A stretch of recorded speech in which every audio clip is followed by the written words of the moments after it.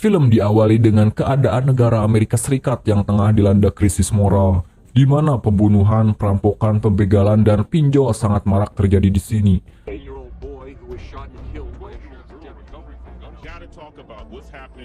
Setiap harinya rumah sakit sering menerima korban atas perlakuan para kriminal.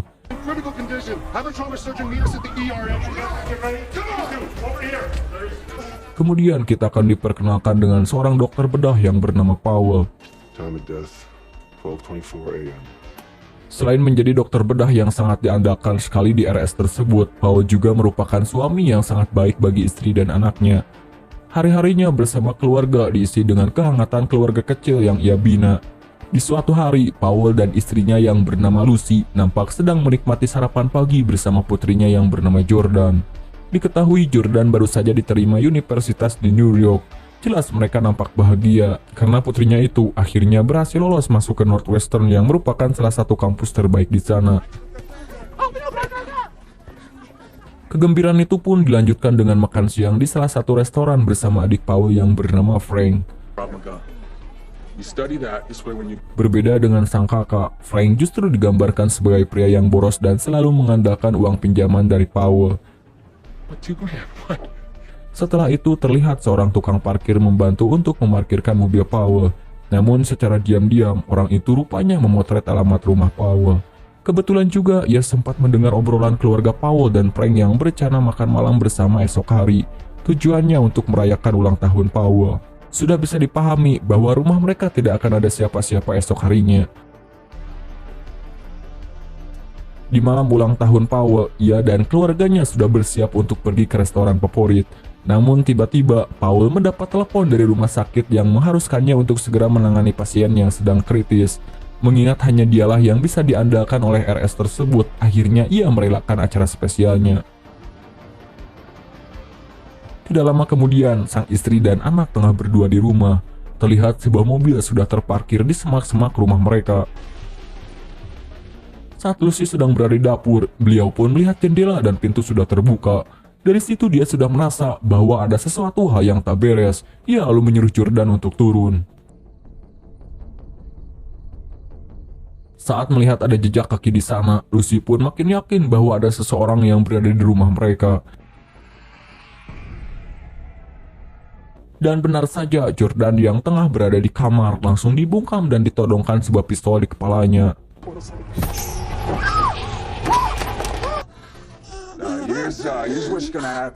Ternyata ada 3 orang perampok yang berada di sana. Pria yang satu pun menyuruh 2 pria lainnya untuk mengikat si Jordan dan diperingatkan untuk jangan berbuat macam-macam.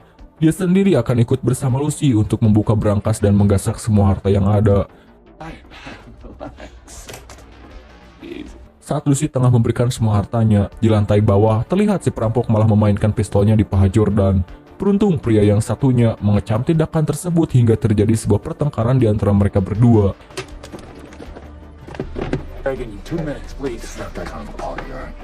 Di saat itu Jordan memanfaatkan situasi tersebut untuk mengambil pisau dan mencoba melawan mereka berdua.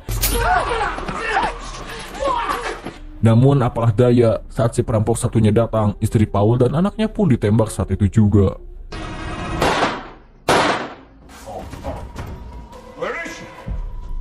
Mengetahui hal itu, Powell pun harus merelakan sang istri tewas dan anak gadis satu-satunya menderita koma.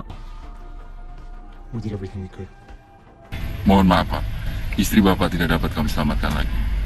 Kami sudah berusaha semaksimal mungkin.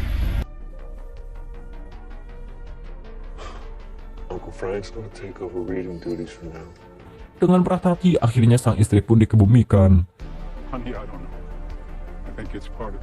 Saat dirinya mengantar sang mertua pulang, dia melihat beberapa orang asing yang tengah masuk ke perkebunannya. Di situ sang mertua mengambil senapan dan menembak mereka untuk menakutinya. Sang mertua pun mengatakan untuk tidak bergantung pada polisi, karena polisi datang ketika tindak kriminal sudah terjadi. Dan seorang pria jika ingin melindungi keluarganya, maka dia harus melakukannya sendiri.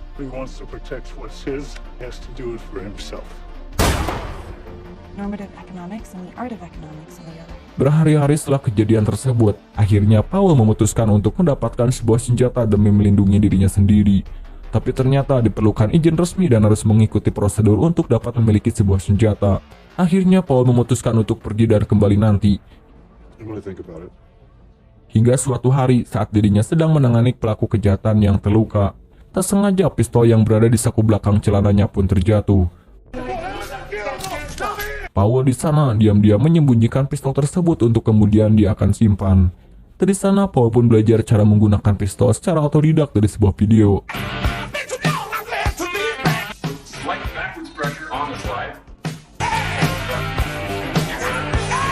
Saat melihat kondisi anak gadisnya semakin menurun, Paul pun memutuskan untuk pergi keluar dan masuk ke wilayah yang rawan kejahatan. Hingga tiba di suatu jalan sepi, Paul melihat pasangan yang dirampok. Sontak Paul meneriakinya hingga dirinya mendapatkan perhatian dari penjahat tersebut. Saat mobil melaju ke arahnya, Paul pun menembak mereka beberapa kali hingga mobilnya menabrak.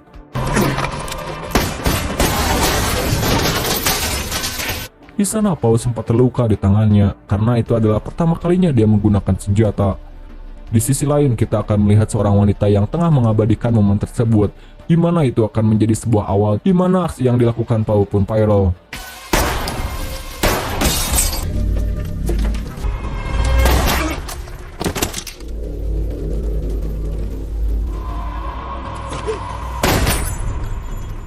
Setelah itu, Paul pun merasakan sesuatu sensasi yang sangat memuaskan adrenalinnya. Hingga dari situlah, akhirnya Paul bisa melenyapkan sebagian sampah masyarakat yang masih berkeliaran di muka bumi. Setelah itu, sang korban pun bersaksi kalau orang tersebut tiba-tiba datang layaknya superhero yang dikirim untuk menyelamatkan manusia dari kejahatan yang melanda dunia. Di mana ia menuturkan kalau sang superhero memakai jaket hoodie dan melenyapkan setiap nyawa yang berbuat kejahatan. Berita tersebut pun dengan cepat menyebar dan menjadi viral di media sosial.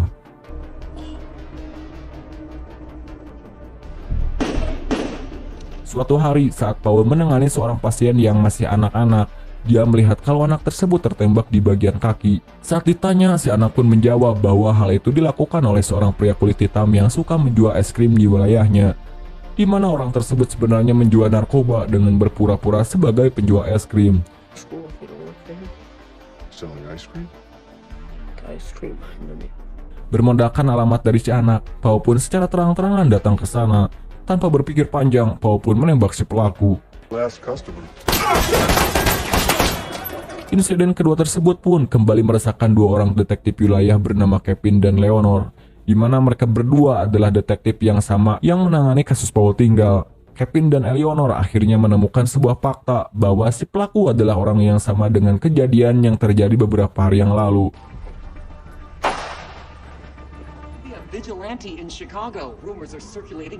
Di sisi lain, Paul pun terus melatih kemampuan menembaknya. Hingga suatu hari, saat dirinya menangani pasien yang terluka, ia melihat jam tangan istrinya terpasang di lengan kiri si pasien. Pada akhirnya dia menyadari bahwa orang itu adalah salah satu pelaku pembunuh istrinya. 9:35 p.m.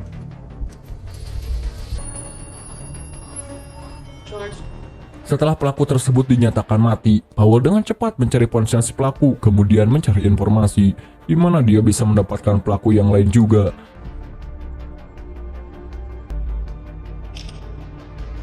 Kemudian ia mendatangi sebuah toko yang menjual barang cucian. Hey, buddy, you can't be back. Ketika sang pemilik toko menyadari bahwa Paul adalah salah satu korban kejahatan teman-temannya, di sana ia langsung menghubungi salah satu pelaku untuk datang ke sana. Dan ketika si pemilik toko akan mengambil senjata, Paul pun dengan cepat langsung menancapkan sesuatu tepat di tangan si pemilik toko. Drop it. Kemudian dia meminta si pemilik toko untuk menunjukkan di mana barang-barang miliknya disimpan. Paul pun akhirnya bisa mendapatkan kembali cincin miliknya. Shit, I wouldn't have taken it, man. All I love for my... Namun tiba-tiba salah satu teman pelaku tersebut pun datang dan mencoba menembak Paul. Namun orang itu salah menembak sasaran hingga mengakibatkan si pemilik toko pun tewas. Seketika akhirnya terjadilah baku tembak antara Paul dan si pelaku.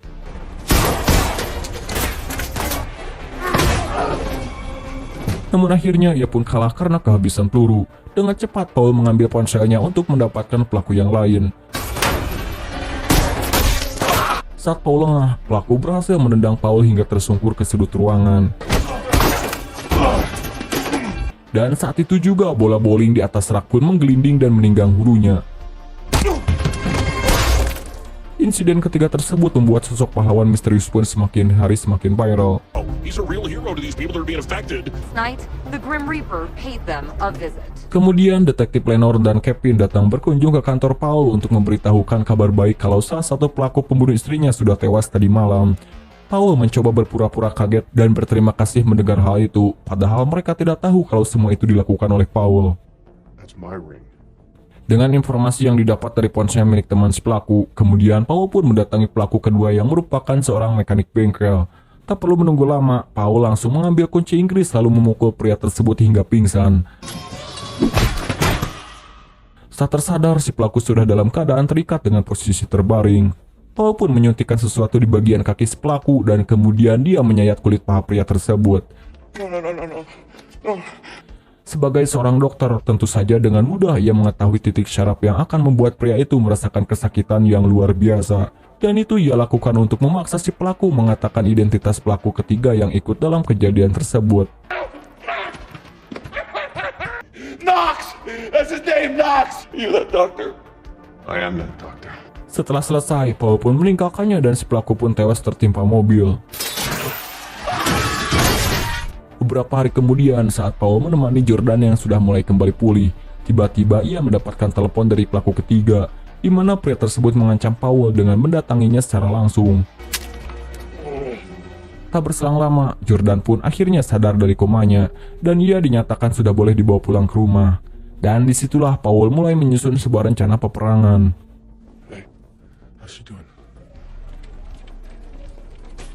Di mana Paul datang kembali ke toko senjata dengan membeli beberapa senjata api berkaliber besar. Saat waktu malam, Paul pun menyuruh anaknya untuk bersembunyi. These men are breaking into my house around my front lawn.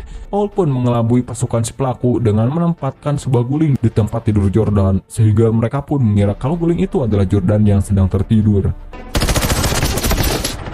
Dengan penuh amarah dan dendam yang kini merasuki pikirannya, Paul pun dengan mudah membantai pasukan si pelaku. Ketika masuk ke dalam ruangan rahasianya, ternyata disitulah si pelaku berada. Paul pun ditembak di bagian samping perutnya. Namun untungnya dengan persiapan yang sangat matang, ia mengambil senjata yang sudah disiapkan di bawah meja, dan Paul langsung menembak si pelaku hingga tewas. Is that your little girl? They just shot my dad.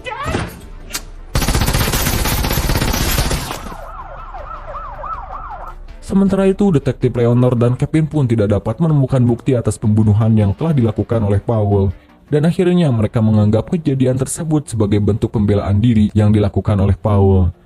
Decided to get rid of it. Pada akhirnya Paul dan anak gadisnya selamat. Di akhir film kita akan diperlihatkan Jordan yang segera pergi untuk melanjutkan sekolahnya di universitas.